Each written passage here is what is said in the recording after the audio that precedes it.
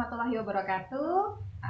Selamat bergabung di PAUD Belambangan. Nah, hari ini Bunda ada tamu nih, tamu spesial.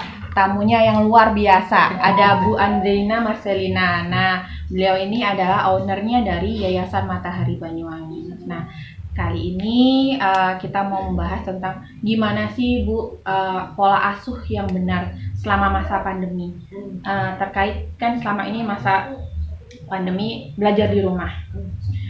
Banyak juga wali murid yang mengeluhkan, Bu, saya sudah hipertensi, saya emosi saya semakin tinggi. Nah, gimana sih caranya orang tua ini biar bisa nyaman juga anak belajar di rumah? Bagaimana juga orang tua bisa lebih sabar menghadapi anaknya di rumah, karena kan setiap anak berbeda-beda. Monggo, waktu dan tempat kami persilahkan. Terima kasih Bu Nena. Mungkin kita pemahamannya beginilah, yang pertama bahwa ini kan sesuatu yang tidak mudah, terjadi perubahan besar-besaran dalam kehidupan semua orang. Yang tadinya kita bisa leluasa kemanapun, sekarang nggak bisa. Yang anak-anak tadinya bisa main kesana kemari, sekarang nggak bisa. Yang bisa pagi dititipkan di sekolah, dididik oleh guru-gurunya, lalu orang tuanya bekerja, sekarang tidak bisa. Jadi ini perubahan yang besar terjadi dalam kehidupan semua orang. Jangankan beliau-beliau sebagai orang tua, kita guru juga perubahan besar. Kita tidak pernah dididik untuk melakukan pendidikan jarak jauh. Betul. Di kampus kita dididik untuk mendidik ketemu, gitu ya. Bahkan kan kalau mau lulus ada prakteknya ngajar, gitu ya, guru-guru yang S1 keguruan. Jadi kita tidak tahu caranya untuk melakukan yang jarak jauh ini bagaimana, karena berhadapan dengan benda, bukan berhadapan dengan manusianya. Sesuatu yang baru ya Bu Nina? Baru semua. Nah, bayangkan dengan sesuatu yang baru ini, tetapi kita harus efektif. Akhirnya orang tua banyak yang galau antara memilih harus kerja, tapi juga harus mendampingi anak, harus ada kuota internet, gitu ya. Terus yang kedua misalnya, kalau anaknya cuma satu, kalau anaknya 2 atau 3 atau 4, TK, SD, SMP, SMA, HP cuma satu, bagaimana ngebagi waktunya? Kakaknya pagi harus pakai, adiknya juga harus pakai, itu kan bikin galau juga, walaupun misalnya ibunya ibu rumah tangga. Terus yang berikutnya kegalauannya adalah mungkin si ibu, orang tua, ini kan tidak punya skill yang sama dengan kita guru, tidak punya skill dengan jadi guru dadakan. Betul. Kalau guru mungkin bisa lebih sabar ya, 1 tambah 1 2 gitu ya, nulisnya begini ya sayang, ibunya lihat anaknya nulisnya salah udah coba ya lalu terdesak waktu kan, harus kerja, harus nampingin anaknya belajar. Jadi wajar sekali kalau semua orang tua sekarang mengalami galau dan beban berat. Yang berikutnya pasti kondisi ekonomi, mohon maaf. Yang dulu mungkin bisa bekerja dengan penghasilan sekian, sekarang harus pekerjaan berubah total, penghasilan tidak seberapa, anak-anak juga kebutuhan jalan terus. Biasanya ibu-ibu kalau sudah kayak gitu kan jatuhnya lebih mudah terpancing emosinya. Bukan di sini saja, di banyak tempat banyak yang bilang saya udah hipertensi, saya udah depresi, pokoknya yang belakangnya sisi sudah terjadi ya, darah tinggi gitu ya, karena sudah berat. Mungkin yang pertama yang harus kita pahami, kita tidak bisa menolak kondisi ini.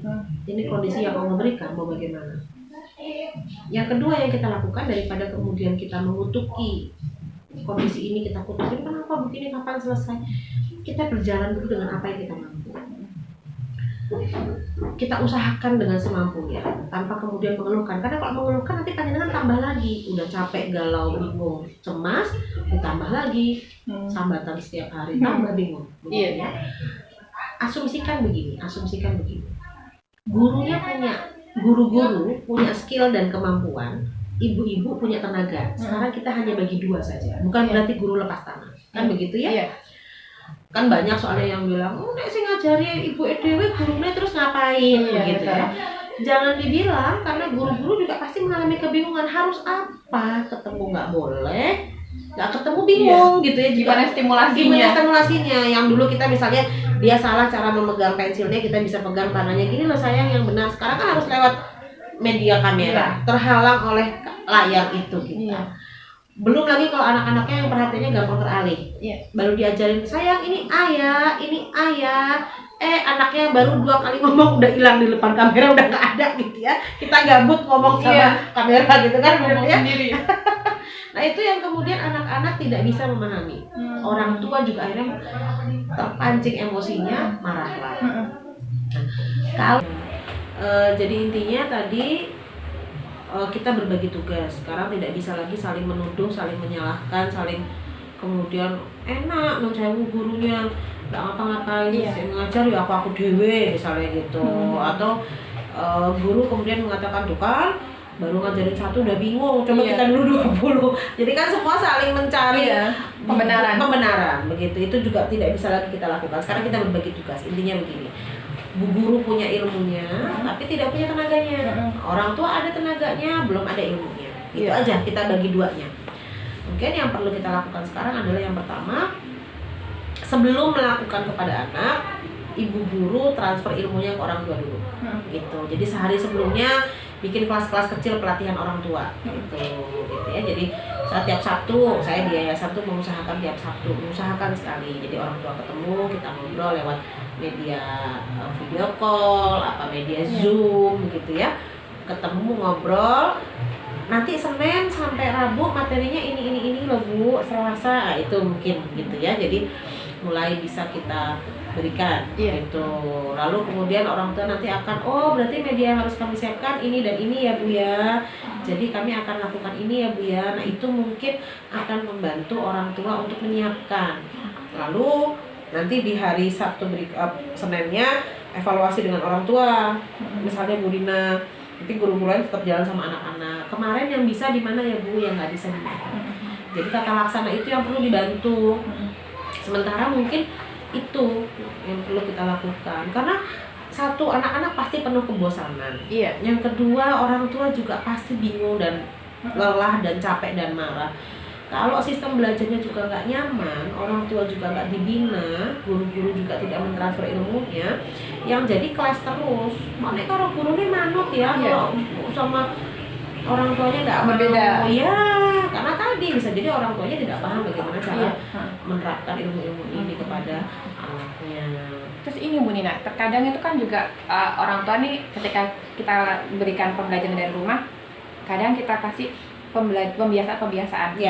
Nah, orang tua ini kadang komplain, kok materinya ini kok nggak belajar berhitung ya, kok nggak menulis ya, kayak TK lainnya, TK lainnya kan ada menulis, ada ini. Nah ini saya mau ini nih Bu Nina, maksudnya apa sih manfaatnya kita melakukan pembiasaan positif tadi, kemudian kayak kenapa kok tidak hanya belajar talistung aja yang penting untuk anak-anak usia dini seperti itu. Jadi mungkin salah kaprahnya orang belajar itu adalah paper pensil ya, kertas pensil, buku pulpen ya, itu belajar. Buku paket ya, LKS ya. Pokoknya anaknya pegang pensil, pegang buku, rakyat moco, rakyat nulis. Yang lupa adalah kelak dalam hidup tidak setiap hari pegang pensil dan kertas. Tetapi dalam hidup itu dijalani. Nah, mampu membaca itu kan pada ujungnya ketika nanti kita hidup itu dipakai untuk hidup.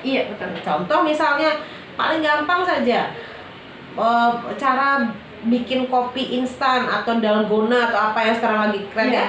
Di belakang kan ditulis tuh kopi instan, panaskan air, itu ada membacanya. Jadi sebetulnya yang diajarkan di sekolah membaca menulis itu akan dipakai untuk hidup. Begitu kan ya? Menulis nanti akan dipakai, dokter misalnya nulis resep, nulis gitu ya. Pedagang punya toko, nulis daftar belanjaan untuk kemudian pulaan misalnya gitu kan. Nah, yang kita lupa bahwa buku pensil yang ditulis, dibaca, dihitung oleh anak itu adalah bekal untuk dia hidup kelak. Gitu. Bukan sekedar buku. Kelak nanti usia dewasa kayak kita memang akan bawa kemana-mana tuh buku 1 tambah 1, 2 tambah 2 enggak. Tapi kita hidup. Tapi harus bisa membaca menulis untuk hidup itu. Nah, jadi tidak bisa terpisah antara skill hidup dengan skill akademis.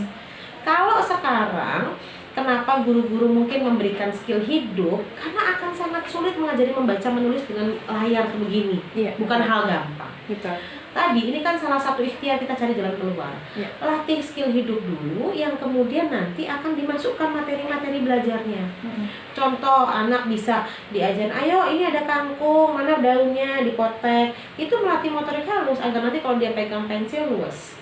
Nah gitu kan. Terus nanti bilang namanya kangkung, kasih kartu huruf K A kangkung, mana huruf K ya, masuk skill hidup, masuk pelajaran membaca gitu ya. Bahkan di tempat kami itu ada anak-anak disleksia ya, anak-anak yang susah membaca. Itu terapinya ngapain? Baca resep. Dia harus tahu mana mengaduk, mana menggulung, mana memotong. Beda itu. Tapi depan-depannya pakai embel. Kalau dia nggak bisa memahami, dia pikir akan sama semua. Iya. Jadi membaca itu pada ujung akhirnya kan skill hidup yang dipakai. Jadi nggak maksudnya nggak harus memacu kita, harus anak itu harus pintar calis tuh, tapi skill hidupnya dia tidak bisa. Gitu ya Bu Nina ya. Iya, akhirnya banyak seperti yang sekarang anak-anak bisa hidup tapi nggak tahu hidupnya dipakai buat apa kan. Iya, tidak bermanfaat. Tidak bermanfaat. Mereka kita nggak mau. Dia punya manfaatnya dulu, kemudian dia tahu bahwa untuk lebih bermanfaat dia butuh ilmu untuk mengejar. Nah, ilmu itu yang kelak akan kita masukkan. Gitu. Nah, terus nih yang juga sering banyak pertanyaan nih dari ayah bunda nih bunda, terkait dengan tantrumnya anak ketika pembelajaran. Biasanya anak nggak mau, nangis histeris seperti apa. Nah, kadang saya sendiri juga sebagai orang tua merasa iba, kasihan. Itu gimana sih penanganannya kita sebagai orang tua? Di satu sisi kita tidak ingin melukai perasaan anak kita, di satu sisi juga kita harus menerapkan pembelajaran yang diberikan oleh guru tadi supaya anak itu bisa mau bertanggung jawab gitu. Pertama begini, mungkin penyesuaian waktu selama pandemi, anak-anak sudah terbiasa untuk tidak punya tanggung jawab tanda kutip. Ya, mau kita bilang ini belajar di rumah kepada anak-anak, ini nggak libur loh dia belajar di rumah, bagi dia tetap ini liburan karena nggak pakai seragam, nggak sekolah. Berlibur, ini sedang berlibur. Jadi karena berlibur aku entuk dolan sepeda. Karena ini berlibur ya aku harusnya main. Nah, kita sebagai orang tua yang tadi akhirnya kemudian ada pekerjaan dan yang lalai kan akhirnya tidak mengatur lagi settingan waktu yang baik. Nah, itu yang membuat anak-anak pertama mudah tanggung. Nggak ada settingan disiplin waktu yang sesuai. Yang kedua, bisa jadi memang ketika menjalankan pembelajaran daringnya moodnya sedang nggak enak kan. Nah, jadi memang perlu ada penyesuaian, perlu ada membangun mood begitu ya. Lalu yang ketiga memang komponen terpenting adalah guru selaku yang memberikan materi. Kita tahu terbatas layar, kita emang kudu jadi artis tadi, main sirkus, kudu seru gitu ya, kudu seru. Dan tadi ditunjang dengan orang tua juga menyediakan media-media yang dibutuhkan sehingga anak tidak sedang merasa belajar tapi merasa main bareng. Di sana bu guru main, di sini aku juga main gitu loh. Nah, karena anak usia dini nih ya, jadi itu yang mungkin harus dibantu. Nah, ketika dia tantrum, jangan kemudian tambah orang tua emosi, tantrum juga. Kebanyakan gitu Bu Nina, anaknya tantrum, mamanya ikut tantrum. Begitu. Jadi kalau anaknya tantrum kita bilang, Bu, tunggu dulu sampai tenang, Ibu fokus, tenang, nanti sejam lagi kita hubungi, mudah-mudahan sudah lebih baik. Jadi tidak bisa kita ketika dia tantrum, ibunya nangis, Bu udah telepon nih, ayo ndang hafal, ndang itu memaksa anak dengan kondisi begitu juga nggak sehat. Begitu. Bisa berdampak nggak nih Bu Nina? Berdampaknya akhirnya dia nggak punya kedisiplinan yang cukup lagi. Karena disiplin itu kan pada akhirnya bukan anak melaksanakan karena takut. Disiplin itu adalah anak menjalankan karena dia tahu dan terbiasa. Karena dia tahu manfaatnya melakukan itu secara rutin apa gitu loh. Ya kayak anak-anak sekarang disuruh mandi susah karena bagi dia mau badannya peliket, mau enggak itu kan ada pentingnya. Tapi kalau usia kita enggak mandi ya peliket. Iya, betul. Ya risih. Kan bukan karena orang lain suruh kita mandi, karena kita merasa badan kita enggak nyaman. Nah, itu kan disiplin, bukan lagi disuruh. Karena terkadang kan gini ya Bu Nina, kadang saya sendiri juga menganggap anak-anak pola pikirnya sama dengan saya. Iya. Padahal sebenarnya pola pikir mereka jauh berbeda dan lebih kompleks lagi dibandingkan dengan orang dewasa ya Bu Nina ya. Betul. Itu jadi bagaimana nih Bu Nina? Maksudnya kita bagi orang tua bisa memahami anak kita, keinginan kita, terus tapi kita tetap bisa menerapkan aturan yang kita mau. Oke. Pahami dulu orang tua bahwa aturan itu dibuat untuk apa sih, gitu ya. Kadang-kadang kan kita sepihak bahwa saya maunya anak saya sebentar, anaknya mau nggak ibunya begitu, gitu kan. mungkin pola komunikasi antara orang tua dan anak yang perlu dibangun baik, gitu ya. Oke lah, dia masih anak-anak, selalu orang bilang anak-anak ngerti apa gitu. Oh ngerti, masih kecil, belum waktunya. Oh mereka mengerti dengan pengertiannya. Iya. Sehingga kan gini, kalau saya sering mengibaratkannya, kalau kita pernah jadi anak-anak, anak-anak belum pernah jadi kita. Iya, betul. Berarti yang mana dong yang harus memahami? Yang udah pernah jadi anak-anak kan, Iya, turun betul. ke levelnya mereka Iya, untuk betul. memahami begitu. Kita tahu dulu kita masih kecil gimana.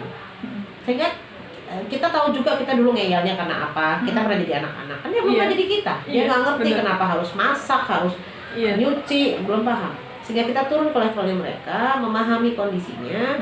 Ketika kita membuat aturan, itu juga dibuat anak memahami bahwa mama minta mandi biar adik bersih seger, adik mainnya enak, nggak kotor, adik nggak gampang sakit. Kemudian kalau dia ngeyel gimana Bu? Beri ketegasan. Ketegasan tidak sama dengan marah-marah. Nggak bisa. Ketegasan kalau udah kemasukan marah, itu bukan ketegasan lagi namanya. Yakin sekali kalau Anda tegas tapi Anda juga pakai marah dalam ketegasan, itu justru nggak akan jalan disiplinnya. Tegas itu konsisten. Iya, tidak. Sayang udah kemasukan manja, kemasukan kasihan, bukan sayang lagi namanya. Gitu ya. Anak juga nggak akan ngerti kalau orang tuanya sayang, karena dia pikir oh kalau ada barang berarti sayang, nggak ada barang nggak sayang. Sama, oh nek ngamuk-ngamuk aku tidak, ngamuk-ngamuk aku tak urusan. Ya, tegas itu konsisten.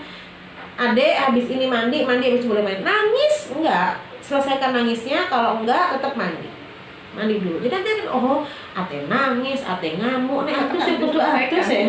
Ternyata karena memang kan badan saya bau kalau nggak mandi. Nanti kan dia akan rasa oh seger. Kalau seger berarti habis ini boleh main lagi, atau boleh mewarnai lagi, boleh nonton sebentar. Jadi dia tahu bahwa yang penerapan aturan itu bukan karena maunya kita, tapi karena untuk kebaikan bersama, dan itu untuk dia juga. Tahu benar salahnya. Tahu benar salah. Karena kadang banyak yang nggak tahu anak itu udah usianya memang usia matang, tapi dia tidak tahu bedanya benar dan salah. Betul. Gitu. Bahkan perkara lapar aja, banyak anak yang nggak ngerti kalau itu namanya lapar. Perut Dicuekin. keroncongan tuh lapar. Iya, akhirnya dia main aja. Orang tuanya bilang kalau nggak disuapin nggak makan. Bukan, karena dia nggak tahu kalau perutnya keroncongan itu namanya lapar.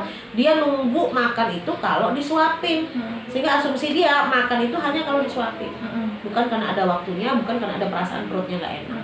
Karena terbiasa kan, pokoknya dilayani. Iya. Tapi kalau dia nggak makan dimarah-marahin, bisa jadi belum lapar, misalnya gitu. Jadi misalnya anak saya tuh kemarin habis makan kentang, makan roti ya, terus dia bilang mami aku makan siangnya agak nanti ya, aku masih kenyang. Ya wajar lah dia kenyang, karena dia masih makan kentang, makan roti. Saya paham, saya tidak memaksa bahwa harus ya jam sekian, enggak. Saya bilang oke, tapi nanti kalau udah mulai lapar, makanan di meja ambil sendiri. Ya sudah mami siapkan. Jelas dia tahu kenapa dia harus makan, karena rasa di perutnya bikin dia lapar. Begitu, dan dia harus isi itu. Kalau enggak dia sakit, karena kalau dia sakit dia nggak bisa ketemu teman-temannya. Kalau dia sakit dia nggak bisa sekolah. Sebab akibat ada konsekuensi dari perilaku itu yang harus diajarkan dari dini. Pemberian contohnya ya. Iya. Karena kan kadang anak itu kalau ini dibilangi oh enggak kalau mama kayak gitu juga. Kan mama kayak gini, kok bilang ke aku kayak gini, kok berbeda gitu. Jadi harus contoh dari orang tua dulu, realnya seperti apa, baru bisa konsisten, kemudian baru bisa kita memberikan contoh panutan yang baik untuk anak-anak. Dan kemungkinan insya Allah anak-anak bisa menuruti apa yang kita mau. Iya, begitu. Mungkin teman-teman ayah bunda semua, ini tadi super sekali sudah materi yang disampaikan Bu Nina terkait dengan pola asuh selama pembelajaran dari rumah. Nah, kami harapkan pembelajaran dari rumah tidak menjadi momok untuk ayah bunda, supaya menjadi jarak jauh antara ayah dan bunda terhadap anak, tapi lebih mendekatkan bagaimana quality time-nya ayah bunda di rumah dengan anaknya. Ayah bunda, kami selalu tekankan untuk tetap patuhi protokol COVID. Gimana Bu Nina caranya?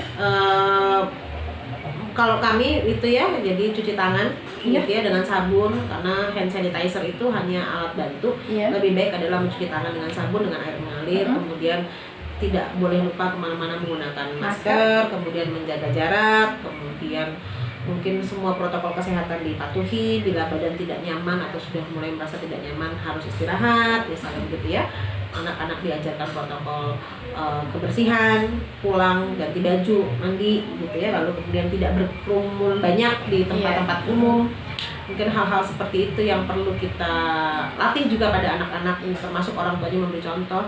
Jangan anaknya disuruh pakai masker, ibunya nggak pakai masker. Iya, biasanya gitu. Iya. Kelamaan nanti. Iya, jangan kita meminta anak kita berlatih cuci tangan yang benar, ibunya cuci tangannya hanya sekedar ciplok-ciplok gitu ya. Itu juga perlu begitu, ya.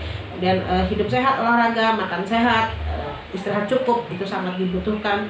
Sementara kalau memang nggak perlu kemana-mana keluar kota, jangan keluar kota gitu ya. Sebisa mungkin kalau tidak ada yang urgent, tetap di dalam kota dan berkegiatan seperti biasanya dengan protokol kesehatan yang disarankan gitu. Kita jauhi COVID. Oke. Terima kasih untuk materinya Bu Nina, kesediaannya sudah berbagi dengan Ayah Bunda PAUD Blambangan.